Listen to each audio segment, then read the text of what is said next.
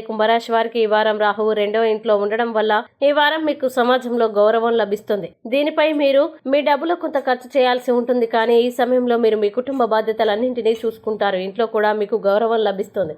అలాగే పిల్లల వృత్తిపరమైన సమస్యలు ఈ వారం పరిష్కారం అవుతాయి. ఉద్యోగంలో వాతావరణం చాలా బాగుంటుంది. మీరు ఆఫీస్లో మీ బాస్ నుండి చాలా గౌరవం పొందుతారు. ఏకకాలంలో అనేక బాధ్యతల్ని నిర్వర్తించాల్సి ఉంటుంది. హక్కులు సుఖాలు పెరుగుతాయి. ప్రతికూల పరిస్థితుల్ని శక్తివంతంగా ఎదుర్కొంటారు. ఉద్యోగంలో ఆశించిన లాభాల్ని పొందుతారు. వ్యతిరేక లింగానికి చెందిన వారితో మంచి సమయం గడుపుతారు. స్త్రీలకి ఈ సమయం చాలా మంచిది.